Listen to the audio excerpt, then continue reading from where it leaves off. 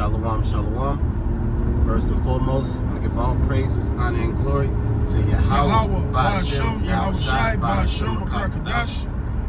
Double honors to all the apostles and elders of Great Millstone. And salutations to all the Akim and Akwav tuning in and listening.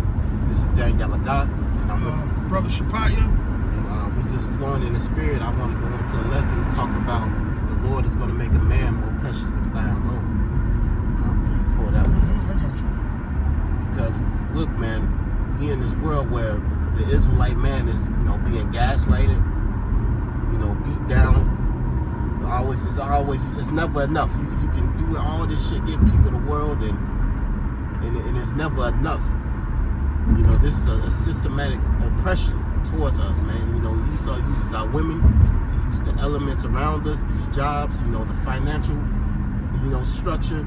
Everything here is against the Israelite man. But the Lord, it doesn't abide by those standards, man. We go by the standards of the Lord, man. And can you get that from? This is Isaiah 13, verse 12. Matter of fact, I'm starting with verse 11. Yeah.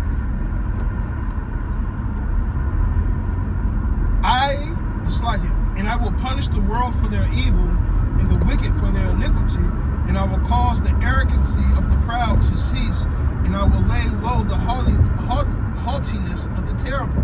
Now, the reason why I brought that out, so we get the context. Obviously, the Lord is getting ready to judge this world for all the bullshit that it does, right? And who's the number one enemy? Esau. Who's right after that? Eve. Literally, right? It says, I will make a man more precious than fine gold, even a man than the golden wedge of Ophir. Okay? You can break it down, huh? And, that's talking about the Israelite man in America, man, because in order for to be, he's only talking about the elect. That's really the elect. Yeah. You got to be an Israelite by bloodline, and then on top of that, you got to be serving the Lord. You can't just be a straight nigga in the earth, because the Lord is ready to exalt us, because we're fighting that ultimate battle, man. These niggas ain't, submit themselves to Yahweh, Ba'ashem, Yahushai. We did. We presented our bodies as a living sacrifice. So off that, we fighting the most demons, and really the Lord is going to preserve us, man. Shit, matter of fact, we are already more precious, right? We got the actual wisdom and knowledge and understanding of the Lord, because during this time, that is what's going to carry us through. And when it carries us through, everybody's going to know that we're going to have a certain spirit on us. They're going to know we're the man of the Lord. And they're going to try to be up under us. Okay? Because even when you talk about the context of the value of gold today, gold, that shit, fucking money is based on gold, right? Now, it's the U.S. petrodollar, but what is it supposed to be backed by? That gold, right? So, when you take that into contrast, a man is going to be better. A man is going to be better than currency. A man of the Lord is going to be your currency. All right? That's why Isaiah 4:1 says what it says. All right? Matter of fact, I got to back you up with it. Isaiah 4:1. And in that day shall 7 women take hold of one man. What day is this talking about? All right? Obviously, the same thing we read in Isaiah, there's going to be terrible things going on in the world where the men of the Lord are going to be on a pedestal, right? On a pedestal so much that these women who are living at ease right now are going to say this. And in that day, 7 women, which is a complete a number of women, however that may be, should take hold of one man, saying, we would eat our own bread and wear our own apparel. Only let us be called by thy name to take away our reproach. Now, when you read Isaiah 13, it talks about taking the proudful look away, the haughty. Hey, that ties into you women too. A lot of you women are proud against your man. A lot of you women walk around as if you're the fucking man. And America, the Western world, has conditioned you to think so. From the education system to the welfare system. It is set up for you guys to succeed. A lot quicker than men. Now you would have these feminists say, no, this world is based on misogyny, so on and so forth, and whether we black or white, men still get more of an advantage. Well, that's in certain areas, not in all of them. But the Israelite man is damn near at the bottom of the totem pole, but yet at the top. Because everybody wants a black man, but nobody wants a real black man. Nobody wants, I ain't gonna say the word black, nobody wants a true Israelite man who has standards, customs, integrity, diligence. Nobody wants to deal with that. But in this day, you women are going to have to deal with it. And that's if the Lord has selected you for us. It's not up to me to, I hope she's part of the elect because she's attached to my household. She better pray that she's attached to my household. She better pray that I could take her reproach away through the spirit and power of Yahweh Shem Yahushai, man. That's how valuable the men of the Lord is going to be in that day. Isaiah 65 goes into, we should eat, but they should be hungry. We should drink and be merry, but they're going to be in anguish and sorrowful of heart, roughly paraphrasing. We are going to be a cold cup of water to a lot of you women that's in a dry place. That's how it's going to be this go around. All right? Matter of fact, Daniel's 12:1.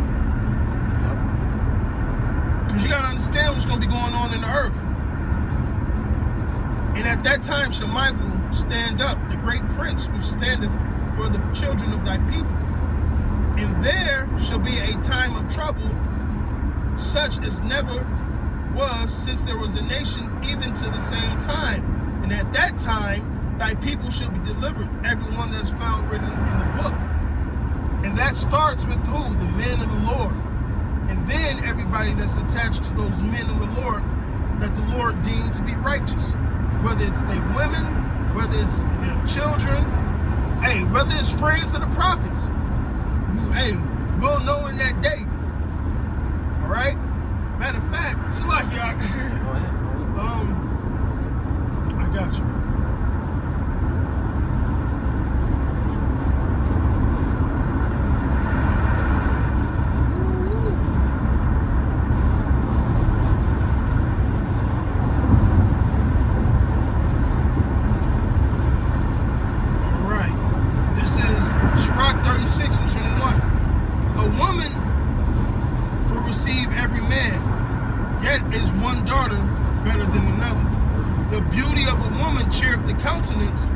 And a man loveth nothing better. So we love women, right? We love the aspect of what the woman was made for, to be here on this earth with us, right? We ain't no alphabet guys, man. We love the architect of a woman, a righteous woman, right? It says, if there be kindness, meekness, and comfort in her tongue, then is not her husband like other men, all right? When you get off of work, matter of fact, we fight all these demons in the world. When you get home, you don't want to have to deal with a contentious woman. We hoping that, damn, some kindness, some meekness. She's there for a comfort, all right? She's here to motivate me. Oh, baby, I know you had a rough day. Let me take care of this for you. You know what? Let me give you some ideas for work so you can, you know, a helpmate, right? It says, he that getteth a wife begetteth a possession, a help like unto himself, and a pillar of rest. Now here's the part I want to get. Where no hedge is, there the possession is spoiled. So in this essence, who will be the hedge for the woman? The man. That's the covering. That's your protection. But if you ain't gonna have one of those men in Jacob's trouble, guess what's gonna happen? There the possession is spoiled. And we know how much ravishing is going to be going on during this time. It's going to be a lawless, moralless world. It's already like that if you ask me. But it's going to be plain level like that. All right? Motherfuckers ain't going to listen to the government and the laws of the fucking land. They're going to take what they want by fucking force. Like 2nd Esdras goes into. All right? It says, and he that have no wife will wander up and down mourning. So, hey, Paul actually went into this. You know, if a man be burning, let him marry. There's nothing wrong with being single. But we have our counterparts. The Lord made women for a reason, man. And like I read in the early scripture, it says, nothing cheereth a man more. But these women on this side, they a bunch of Jezebels, man. And they're going to get the same fucking treatment that Jezebel had. You know, a bitch want to be in power. She want to sit on the throne. She want to be bossed up and all that. All right? And be over the man. That's a strange thing. But guess what? We in captivity. This is what we must suffer. And when that day comes, you motherfuckers gonna know what's right and what's fucking wrong, man. For you women that got a man in the truth, and you women call yourselves in the truth, and you treat your man like shit, the Lord is gonna judge you for that, man. A lot of you follow the example of Lot's wife. Now you gotta imagine how Lot felt. She turned around and said, shit, she didn't make it. She did not make it. Was it emotional for him? I don't know.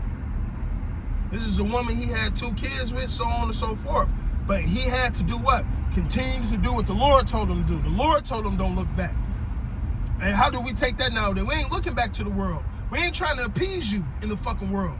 We're trying to make it to the forward, the future, all right? The kingdom. And if you can't follow me to the kingdom and you looking back, the Lord is going to smoke you women. And that's a prime example. That bitch is over there to this day. A pillar of salt. Dehydrated. That's what's going to happen to a lot of you women over here in Babylon. All right, it was a video of a woman getting whooped by her husband. She's screaming loud as hell in the morning. Nobody's coming to help her. Getting her ass whooped. And that's according to that shit happened in a society that we call functioning. So what's going to happen when society falls apart? If ain't nobody helping a woman get beat out in public now, what's going to happen when all lawlessness is done away with? You definitely ain't going to have no hedge. Matter of fact, you're going to have some situations they going to kill the man and take the wife.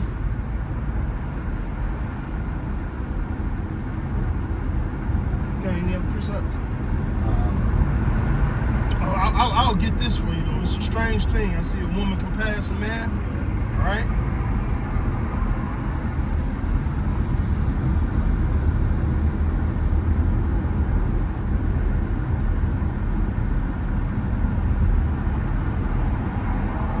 Jeremiah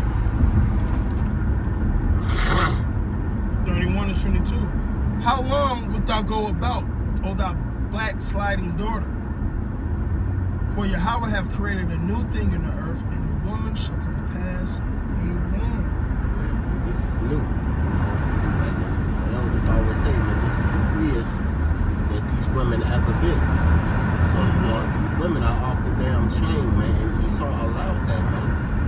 Because he understood that by default you could take a goofy nigga. He know that Esau the damn devil, but the woman is the closest thing to us, man. So he destroyed us from the inside out, man. Mm-hmm. He infiltrated us from the inside out. Right, he used our women against us. Mm-hmm. And the scriptures goes into a bond of a man and his woman, so on and so forth. Sometimes it's unexplainable, but one thing I know. Israelite men and they women, Jacob be loving up on their woman. Right, like, and there's nothing wrong with that. We just in a fucked up society right now, man. We are in a fucked up society. Even when you read the scriptures, how certain men love their women, or how certain women love their husband. The one lady, her husband passed, and she was drop dead gorgeous. She chose to be a widow to her death because she had that much honor for her husband. And according to the law, she was free to go deal with another man. But that shows you the love and integrity, all right, that this woman had for her man. This was an ancient woman. Same thing, Sarah. How Sarah Abraham was. Okay? Now listen, Solomon went off, but he built his wife a whole fucking crib. Right? You'll find some of the greatest love stories in the Bible. Right? That's just Jake and his maiden. But it's not like that no more. These women are out of fucking hand. And some of them was out of hand back then. But now, Babylon the Great, all this freedom, gee, it's fucking hell. And you know who's at the bottom of the totem pole? The Israelite man. The nigga is mistreated in the world. The nigga is mistreated when he come home. There's no place for rest for the men of the Lord except in the scriptures. Everything else is a fucking vexation because you can't fully enjoy it. But when the Lord turned up his man of the Lord, a matter of fact, scripture say, then it shall be known who's my elect. And it's going to start with the men. And in that day, you women are going to get, you're going to get right and tight, or you're going to get put out of sight. That's it. Right? The Lord got to, it says, matter of fact, let me get to Ezekiel 9 for you, man. Ezekiel 9 and 4. And Yahweh said unto him, go through the midst of the city, through the midst of Jerusalem.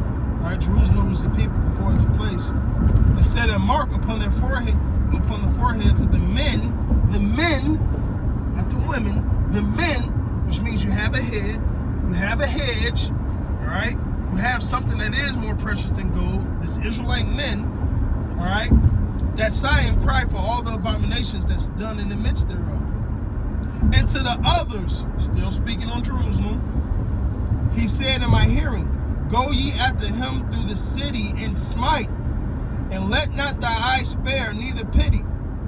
Utterly slay old and young, both maids and little children, and women. The Lord put woman in there twice. It says maids, little children, and women. Okay? But come not near any man upon whom the mark, which is the mark of exemption, beginning at my sanctuary, then they began at the ancient man which were before the house. Okay?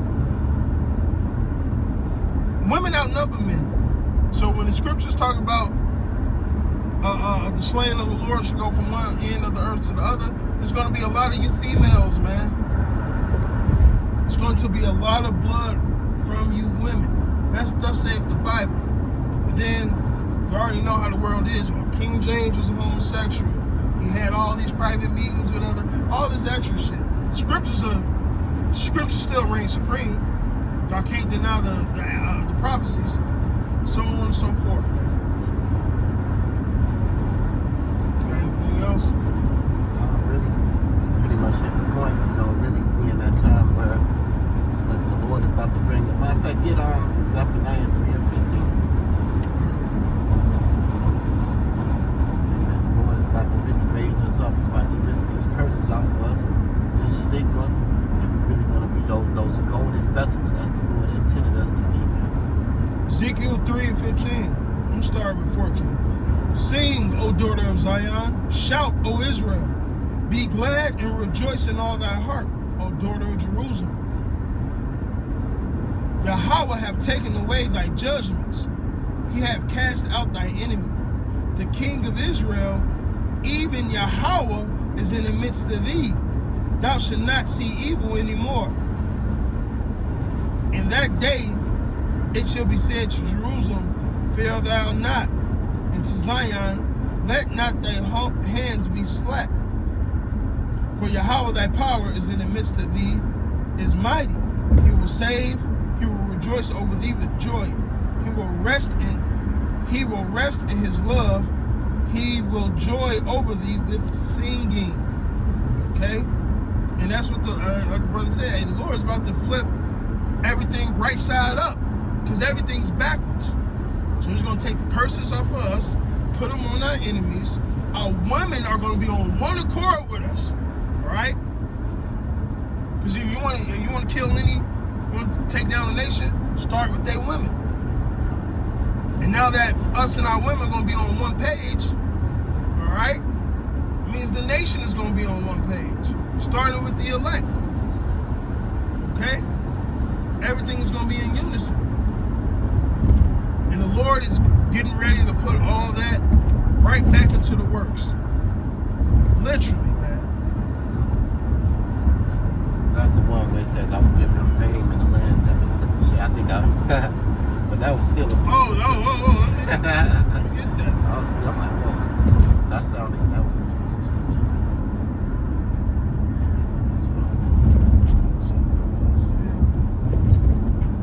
That's in Zechariah or Zephaniah, in one of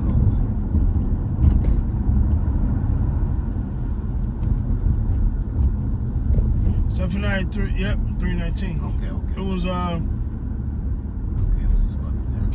it was a little bit down.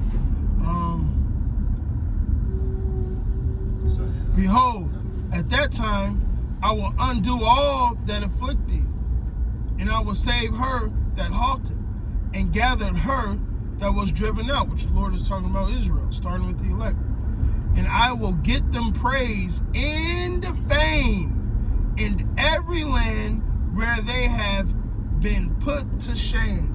And we've been put to shame on every fucking continent on planet Earth. So we're about to get that fame again. You know, the shit's so cold, even, the Nephilim, the fallen, the giants, the sons of God, who fell in love with the daughters of men. Best believe the daughters of men, or the children of men, the daughters of men in general, best believe they was choosing the sons of God. They wanted to lay down with the sons of God. Okay? So even back then, being the son of God, we had fame. That's Israel. We had fame wherever we went. How much more now when the Lord is showing the elect of the elect? The ones that endure to the end, the ones that's going to have crowns, the ones that's going to rule with authority.